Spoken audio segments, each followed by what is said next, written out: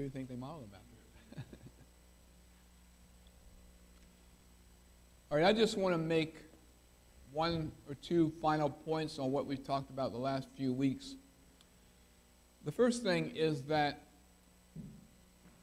we talked about how the high places in Judah were just as detrimental and poisonous to Judah as the two golden calves were for Israel. And one thing that going to the high places tended to do was to discourage them from going to Jerusalem on the first day, on the feast days. And I was thinking, a lot of the Psalms are fairly lengthy, and they would not, and the primary place where they would hear these Psalms is in Jerusalem on the feast days. David set up the worship service in Jerusalem just for the benefit of the people coming down, and he had himself and people that he appointed to specifically compose psalms for the benefit of those coming. And so that the ones who didn't come didn't get the benefit of hearing those psalms. They were too long for people to memorize, but if they came year after year, they would hear them over and over and over again. And a lot of the psalms talked about, or do talk about even today, God's power. And remember, they were in an environment where ascribing the power of certain forces to certain other gods was common. So this would be a reminder year after year, if they came all three times, time after time, of God being the force behind everything. It also tells them about Israel's history, which they might tend to forget if they never came. And so it had a lot of benefits to coming together besides the sense of community. The other point I wanted to make was, I talked about the downfall of Jerusalem under Solomon, under Ahaz, under Manasseh, and then we read some from Ezekiel, and I talked about how things got better under Hezekiah, but I forgot to mention Josiah. So what I'd like to do real quick is have you turn to 2 Kings 23. And you'll see how bad things had gotten, but because of what Josiah did to reform them. All right, 2 Kings 23, and I want to read verses 1 through 14. So we'll start with Brian and read 5 around till we get through 14. This is Josiah. All right, 2 Kings chapter 23, beginning in verse 1. And the king sent, and they gathered unto him all the elders of Judah and of Jerusalem. And the king went up into the house of the Lord, and all the men of Judah and all the inhabitants of Jerusalem with him, and the priests and the prophets, and all the people, both small and great. And he read in their ears all the words of the book of the covenant, which was found in the house of the Lord.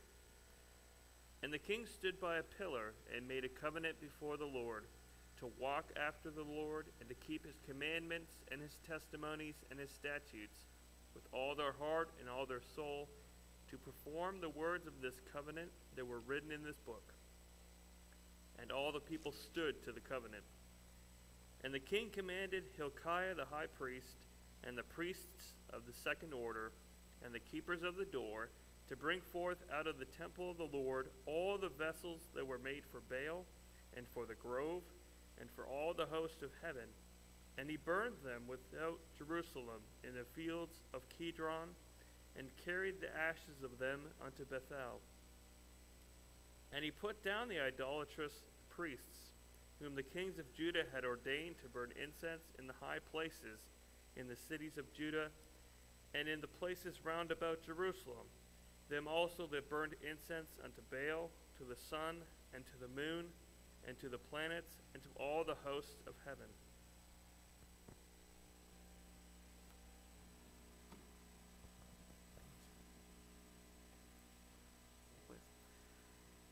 He took the Asherah pole from the temple of the Lord to the Kidron Valley outside Jerusalem and burned it there.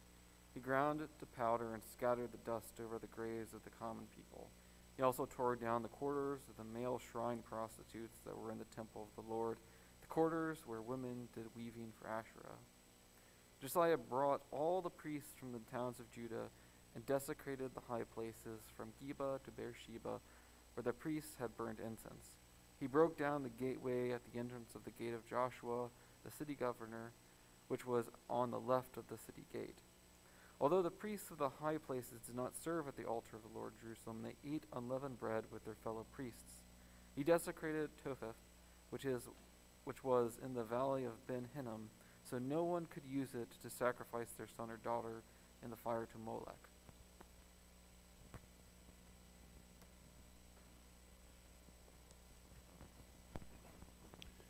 And he took away the horses that the kings of Judah had given to the sun, and the entering in of the house of the Lord by the chamber of Nathan Melech and the chamberlain, which was in the suburbs, and burned the chariots of the sun with fire. And the altars that were on top of the upper chamber of Ahaz, which the king of Judah had made, and the altars which Manasseh had made in the two courts of the house of the Lord, did the king beat down, and break them down from thence, and cast the dust of them into the brook Kidron.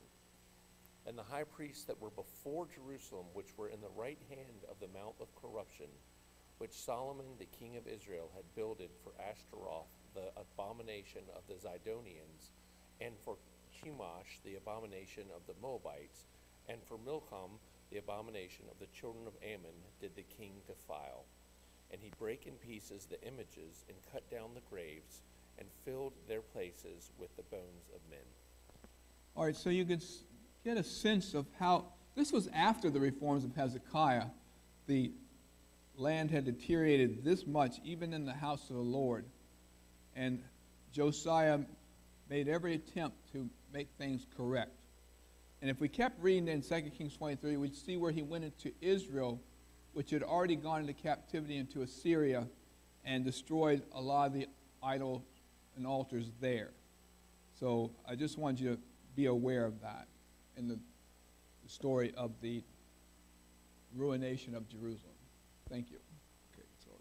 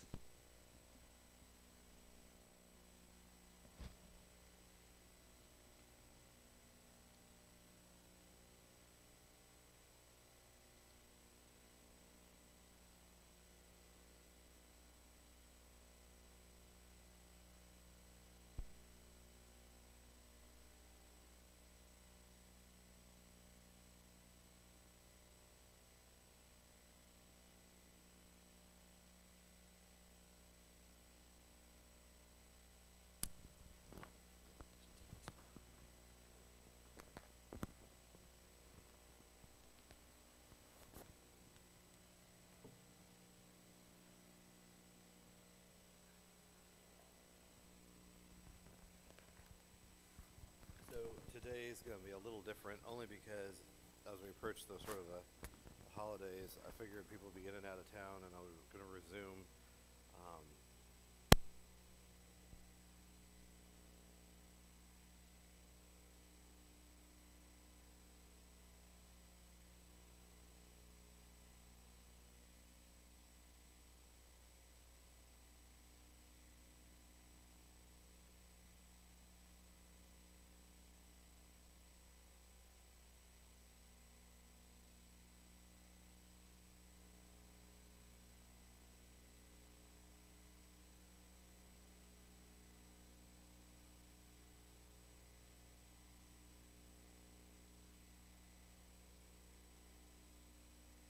So you're welcome to use your phones as well, but this is some of the content that I was going to try to cover today that are going on. This is not even to actually deal with the whole situation with Russia building up 185,000 troops along the border with Ukraine. And of course, the EU and many other countries have basically told Russia to back down, or we were going to go to war with them. Their whole thing is okay, all right, we'll step back if you don't allow Ukraine to be in NATO. So that's a pretty significant situation. Why, of course, would Ukraine want to be a part of NATO, the North Atlantic Treaty Organization, in the first place? To what? Exactly. So it's just such a quandary because what area of the Ukraine did Russia already take? Sorry? Yeah, that and Crimea. And why did Russia want those? What's the significance for them? Water port, and what's one more thing? Major manufacturing is right there. So to get inside of Putin's head is not easy, but I don't think for anybody who's sane, but he's constantly pushing to try to get back what was lost. So what does he regard as the worst disaster that happened in all of the 20th century? The 1900 to 2000. Yes, right. The collapse of the Soviet Union, you're right. Was that what you're going to say? Yeah, he thinks that's the worst tragedy, that communism fell. He has nothing but contempt for Mikhail Gorbachev, who, Reagan said, tear down this wall. So since then, all the Uzbekistan, Turkestan, all the other ones across the bottom have left. And of course, all the Eastern Bloc countries, plus parts of what used to be historically part of Russia. So first, this is another thing that's really interesting. I wish I had a better map of what's up there. But at night, Israel is sending rockets and destroying what Iran has sent to take over Syria. So about 75% of their munitions have been taken out during night raids because Israel is flying across the border. So Tehran has basically said, okay, these are our targets if you do one more thing, all of another coast. And I have to thank Martha and Margaret because they sent me a lot of great information that I thought was so useful. Who would like to read the first 3 bullets on this one on the right? Go ahead, Greg.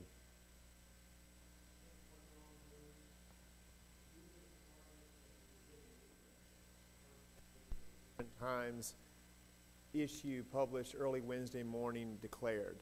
The front of the newspaper showed a map of Israel marked with targets which Iran supposedly could hit. An intensification of the Israeli military threats against Iran seems to suggest that the Zionist regime has forgotten that Iran is more than capable of hitting them from anywhere, the Times article said. Great. So, the rest of the world doesn't really know what Iran could do, but that's the whole reason why Israel's going it alone, trying to stop the 2015 pact with Iran about their nuclear weapons program. So it goes back and forth because it's really reaching a no-win situation. The 2015 pact is weak. Tell me why it's weak, or in your view.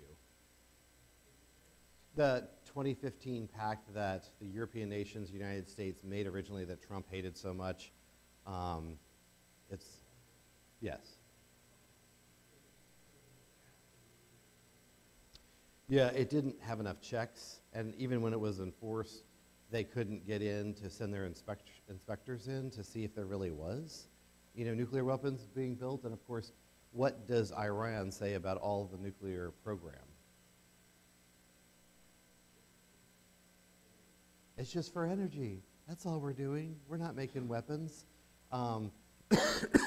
It's like, it's just amazing. It's like saying you're going to bake a cake when you're making a bomb. So this is really very threatening because the situation could just go off overnight and things in Syria could be the starting point. So the next one says, the Tehran Times also quoted Iranian Chief of Staff Major General Mohammad Baghdadi, who on Tuesday said, our forces have never underestimated the threat of the enemy and are preparing for the smallest threats in this strategic field. Well, that's going on daily, so it's kind of like hard to measure how much is too much, because they're taking out their stuff overnight in Syria. He emphasized that the Iranian military is at maximum vigilance, commiserate with the enemy's situation. At the strategic level, we do not intend to strike anyone, but at the operation and tactical level, we are ready for a decisive response and a quick and tough offensive against the enemy. Nothing in the timing of Israel's scheduled aerial exercise. The Times claimed that Germany has paired up with the UK to collaborate with Israel during the Vienna talks and warned the Israeli disruptive moves are not a mystery to the negotiations. Keep your hands off, the Tehran Times concluded. So everybody's trying to jockey for position on this. It's almost impossible. Well, I think that President Biden is basically starting to learn that this situation with the 2015 document is broken so seriously, they're not sure how they're going to fix it. So the point to us, I love finding some appropriate verses, is Deuteronomy 33:29. How happy you are, Israel, who is like you, a people saved by the Lord. He is a shield that protects you, a sword to boast in. Your enemies will cringe before you, and they will tread, you will tread on their backs. The opposite of what happened during the Holocaust. Does anybody else have any good news reports about this particular item with Iran and the nuclear program? Because we can go on, but if you have something on your phone you wanted to read, you can share it with me. Okay, this is the next one, which is Israel basically has said you're not going to be traveling outside the country because of the COVID situation to their own people. So as part of the efforts to stop the spread of COVID-19 Omicron variant, Israel's Prime Minister Naftali Bennett is looking to ban nearly completely the exit of Israelis to the most countries in the world. On Sunday, Bennett is expected to propose the government a decision which would mean almost a complete closure of Israel's skies to Israel wishing to travel abroad. This would include those wishing to travel to the U.S. According to the report, Bennett said the closure discussions that any minister who votes against the actions will now bear the responsibility for the outbreak. I expect all the ministers to understand the enormity of this event and to not give in to the public pressure and pressures by lobbyists. So what I thought was interesting was this verse I found in Isaiah chapter 30:17. 1,000 of you will flee at the threat of one, and at the threat of 5 you will flee until you are alone and remains like a solitary pole on the mountaintop or a banner on a hill. So this is interesting because are all the Jews in Israel?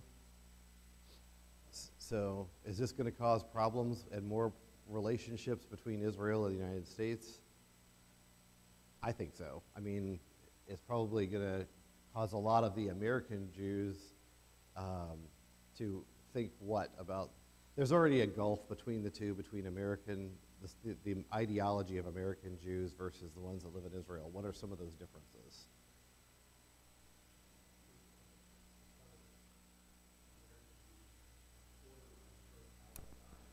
Yes, absolutely. They don't have the sympathies for what it's like to live in Israel right now. Is there another one, Robbie? What's that? Is there another one you had in mind? No, but I did have a question for you. Knowing that Netanyahu's no longer in office, what do we know about Prime Minister Bennett? Do you know can anyone share any information about him? I'll open that up to the floor. I haven't studied him exclusively. I know more about the former Prime Minister. Anybody have any other thoughts? Yes, Jason. They're fairly similar, except one is not in the Likud party. So what happened was there was a power dynamic between the Blue Party and the Likud Party, and Netanyahu had such a tight grip on the Likud Party that others who wanted to progress in the ranks of politics were stifled. And so the Blue Party, which has a lot of the same philosophies as Likud, just a different set of leadership, came into power because there was such frustration with Netanyahu. With working with Netanyahu? Yes. So what did they want that he didn't do? Like I said, their philosophies are pretty much the same. Right. Okay, so it was just having the upward mobility of rising to the top of the political party. Right. They got tired of Netanyahu's control, right. Because he'd been there for such a long time. Okay, so I just think this will be an interesting one to watch. And like I said, if there's something interesting you find on your phone you want to share, this is just a recent one, but Israel's been flying over the border and taking out targets in Syria very frequently, I would say. And it amazes me, as well as many other people, that this continues, and yet there's no reprisals. So I don't know when that breaking point is going to be, but I would say it's got to be pretty imminent. Syrian media reported on Wednesday night that Israel launched an airstrike in the Damascus area. According to reports, the country's air defense systems were activated following an Israeli airstrike in the suburbs of the Syrian capital. Explosions were reported and heard around the area. The Syrian military resource said that around 12:50 a.m., Israel attacked several targets in southern Syria, including using missiles fired from the Golan Heights. Significance there, we'll get back to, and the air defense clashes with the enemy missiles and shot down most of them. The source also said that Syrian soldier was killed in the attack, that damage was caused. So it's amazing to me because this just keeps happening night after night, and I don't know when it's going to end. But they've got Iron Dome, but what I think is interesting here is where are they firing from? The Golan Heights, the northernmost part that they took during the 1967 war. Yes? The reason there's no reprisals is because Israel's in constant talks with Russia, and Russia says, as long as you don't bother our bases, you can go ahead. Which is amazing because Iran and Russia and Turkey are all working together. Go ahead, Jesse. Also, they're not attacking Syria per se, they're attacking the people trying to destroy Syria, correct? It's to prevent their other enemies from getting a closer base of attack against them when they move into Syria. Right, right. So I just think these are interesting things, something to keep your eye on. And all of this is to continue to give us the hope of what's going to happen. This one came from Margaret and Martha too, and I thought it was just really very useful. So basically 129 countries are telling Israel, the Temple Mount, that has nothing to do with you. It's an Islamic holy shrine. So would somebody like to read the one on the left?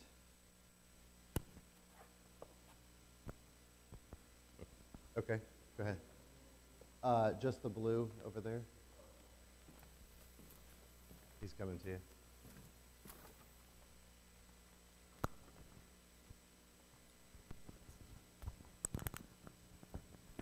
The United States, which opposed the text,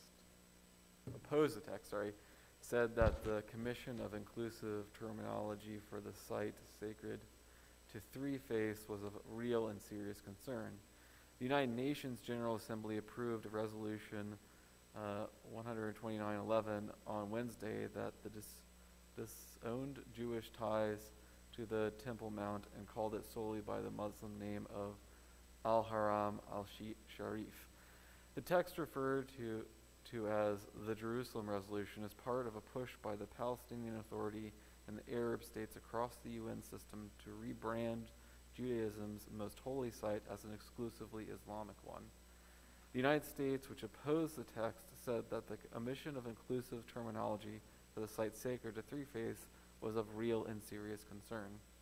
Yeah, so it's unbelievable. I'm taking for granted, of course, we as Christadelphians know what's under this mosque is the original site of Solomon's temple, and that's more or less been confirmed by archaeology, especially the work of Lean Rittmeyer, who's actually a Christadelphian. I'm sorry? I think this week, if I'm not mistaken, or the week before. So I'm going to show you more about it.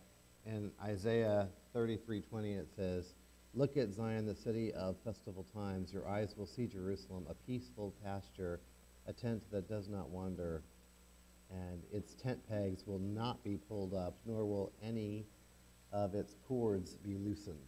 So I love that because God has got these stakes deep in the ground and they're not going to be able to pull it up or remove it. But right now, what is the world trying to do? They're trying to dissolve this from happening. So up here is a screen capture shot. Basically, all the green is voting to say, yes, go ahead with this Jerusalem resolution that got signed by the General Assembly, and basically says it's not a Jewish site, it's Islamic. And that's the significance of it. Can I get another reader for this slide? On the left-hand side. Go ahead, Jesse. And Robert's coming up.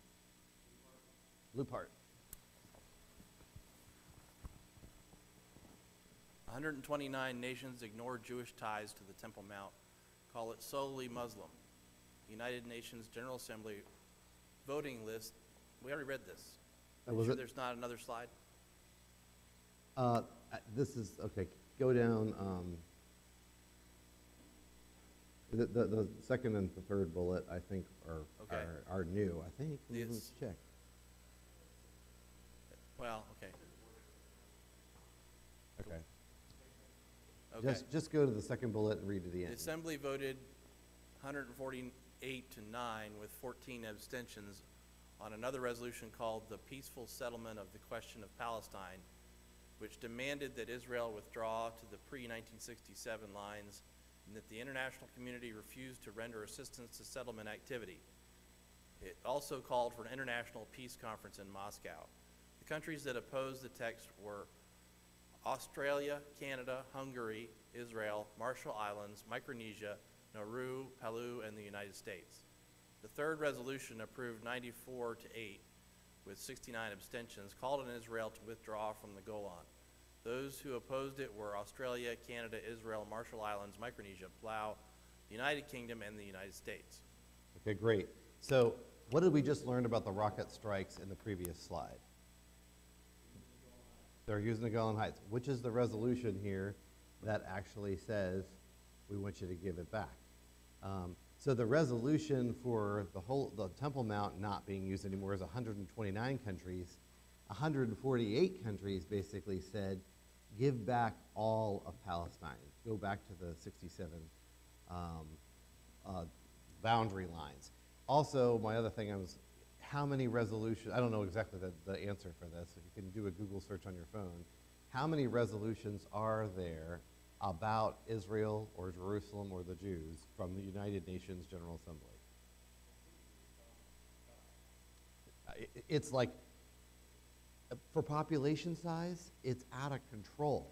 Almost everything is aimed at Israel, and almost none of it is positive, except for when they were made into a nation. So there's three things here that are really significant. They want them to give back all the land, and they want them to withdraw from the Golan Heights.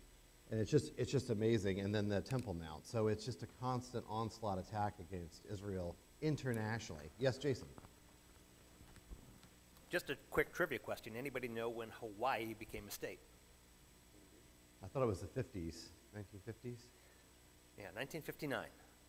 All right. So if the UN made a resolution that told the United States that they needed to return Hawaii to the indigenous people, what should the United States do from this organization? What should they do? Yeah, what should they do? Yeah, I'm getting to a point here. Yeah. And that point is, when Hawaii became a state, the people who could vote for statehood were The white U.S. people. citizens. Yep. Right? So the people who controlled and owned that territory were the people who could say yes or no to statehood. And so Hawaii became a state because of its strategic area, right? So we accepted this tiny little island nation into the United States, and they became one of the 50 states. The same applies to Israel, right? So there was a war, there was an attack, right? So this happened before Hawaii was a state, Yes. right? So Pearl Harbor was bombed, and we just thought about that a few days ago. Right. It was the 80th anniversary. And they weren't a state, and they were a protectorate. And so the United States went all out and reclaimed Pearl Harbor, as it were, and then from that point took on the offensive. Right. And if the UN would say to us, you need to return this, we would say, are you crazy, right? We would say, no way. It's the same principle with Hawaii, the Golan Heights, and what you have for Jerusalem right now, because in 67, everybody came against Israel.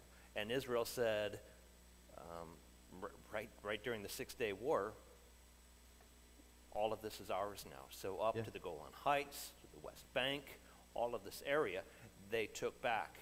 And it is now their property. It is not to be released or to be dictated to by some other organization like the UN to say, return it, in the same way that we wouldn't ever accept that from the UN saying, return Hawaii. Exactly. That's a great point. Thank you. And then one of the political cartoons I thought was so interesting and somewhat amusing was it was an American Indian chieftain talking with the Prime Minister of Israel, and he says, I'm so frustrated because we've got this land for peace deal with all these Arab states, and the American chieftain says it never worked out for us, because they've lost all the land that they once had, and there is no land for peace deal because it's so conditional. So I want to go on next one. The nuclear deal is still problematic. Can I get someone to read the blue part on the left?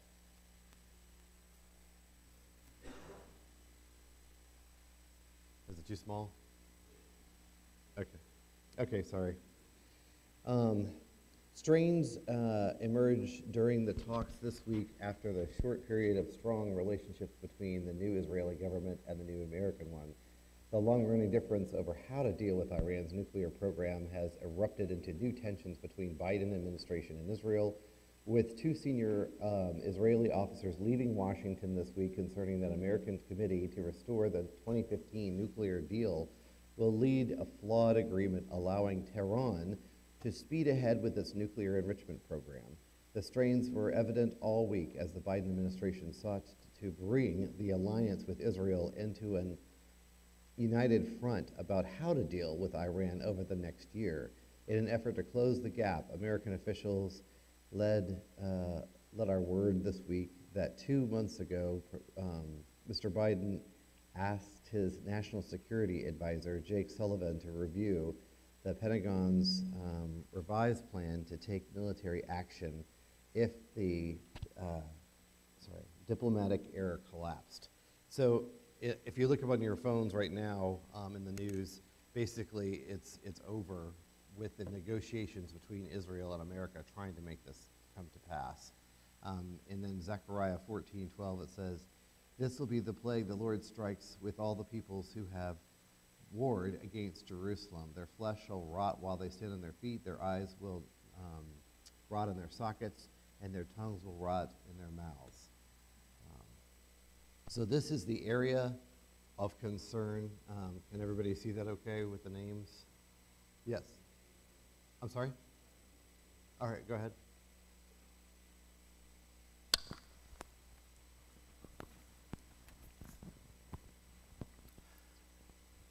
Iran's nuclear program ignites new tensions between U.S. and Israel. Strains emerged during the talks this week after a short period of strong relations between a new Israeli government and new American one. Mr. Biden's focus on military options and sanctions was an effort to signal to Tehran that the United States was running out of patience with Iran's foot-dragging in the nuclear negotiations, Vienna, administration officials said.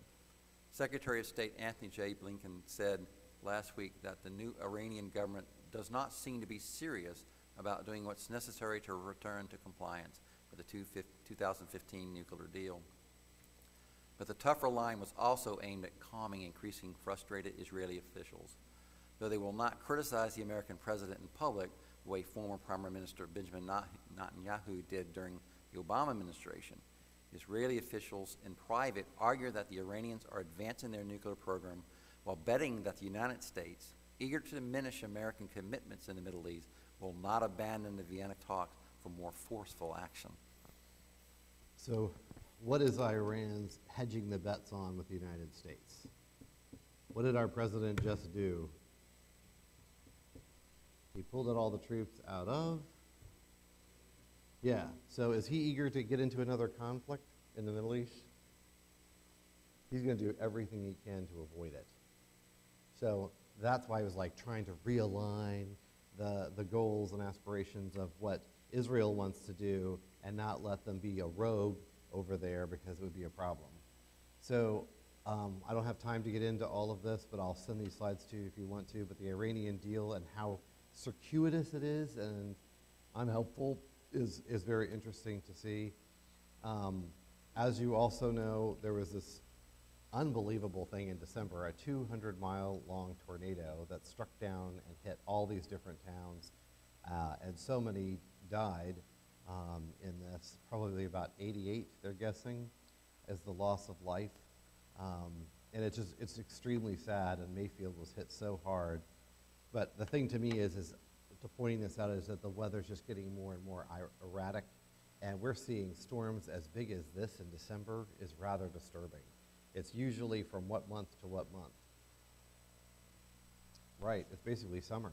And so we're in the middle of winter, and this devastating 200-mile-long tornado, and that just shows you it went from Arkansas through Missouri and into Kentucky. It was in Tennessee and even parts of Illinois.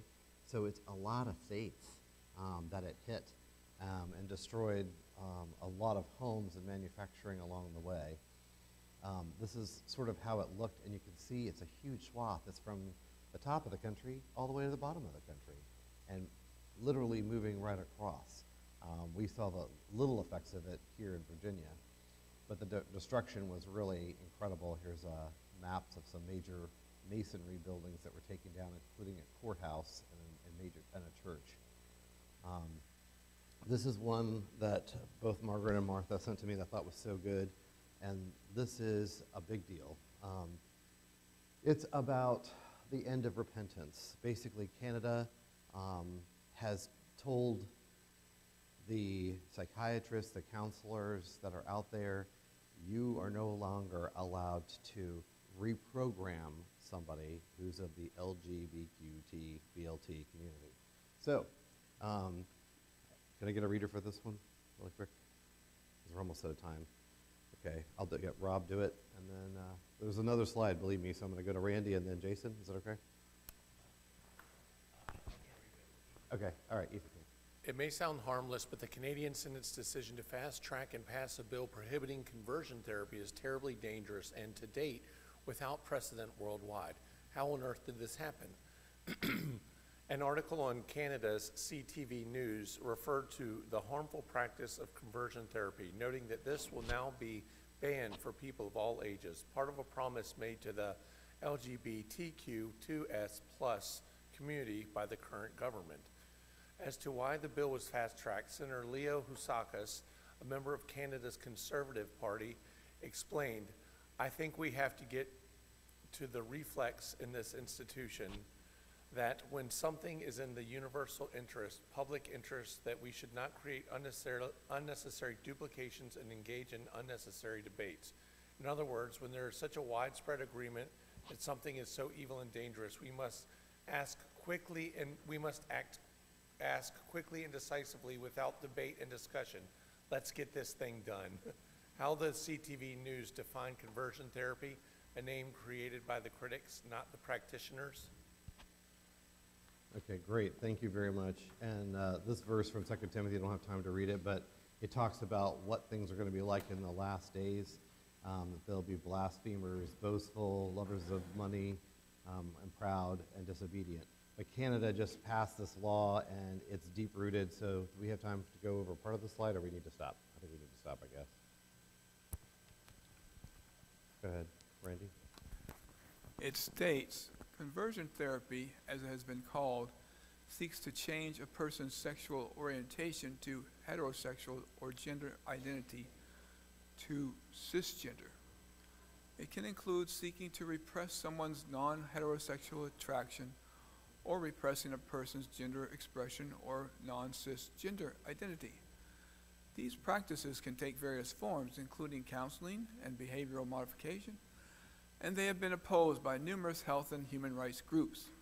So while we're not just talking about trying to force gays to try to become straight. we'll just stop there for today, and then we'll just pick up next week.